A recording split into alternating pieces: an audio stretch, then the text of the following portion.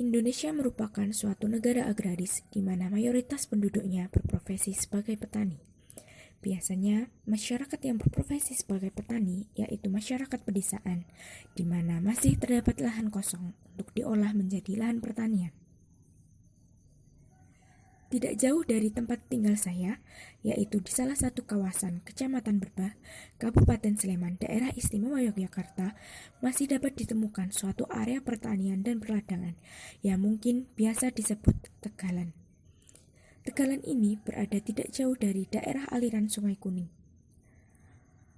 Letak tegalan ini lebih rendah dari daratan di sekitarnya, sehingga untuk sampai ke tegalan ini harus melewati jalan yang agak menurun. Di tegalan terdapat cukup banyak petak lahan yang ditanami tanaman bahan pangan seperti tanaman kacang, tanaman jagung, tanaman lembayung, dan yang lainnya. Seperti salah satu lahan yang saya amati ini. Pada lahan ini ditanami dua jenis tanaman, yaitu tanaman kacang tanah dan tanaman jagung. Tanaman kacang ditanam di lahan dengan dikelilingi oleh tanaman jagung, sehingga posisi tanaman jagung berada di tepi lahan.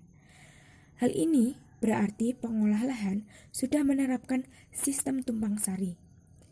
Hal ini kurang lebih seperti yang dikemukakan oleh Warsana,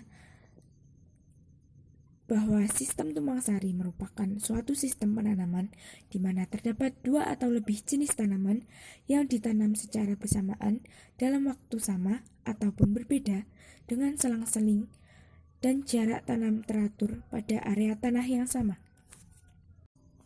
Setelah melakukan beberapa tanya jawab dengan pengolah lahan, didapatkan hasil bahwa pengolah lahan memilih tanaman jagung untuk ditanam bersama tanaman kacang tanah karena limbah tanaman jagung dapat dimanfaatkan kembali sebagai pakan ternak. Selain itu, tumpang sari biasanya diterapkan untuk memperoleh hasil panen secara berurutan. Jika penanaman kacang tanah dan jagung dilakukan secara bersamaan, maka seharusnya yang akan mencapai masa panen terlebih dahulu yaitu tanaman jagung.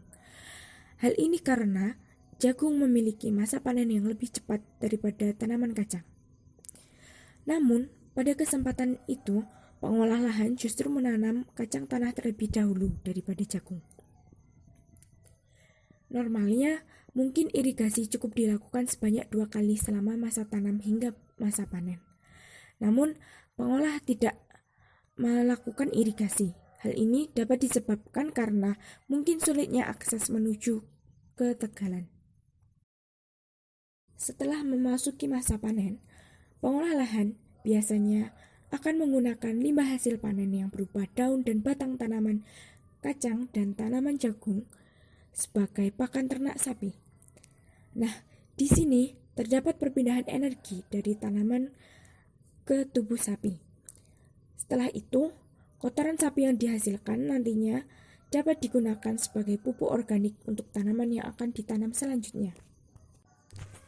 Kemudian, untuk hasil panen berupa kacang tanah dan jagung dapat dimanfaatkan oleh pengolah lahan untuk makanan sehari-hari atau dapat juga dijual untuk menambah pendapatan pengolah lahan.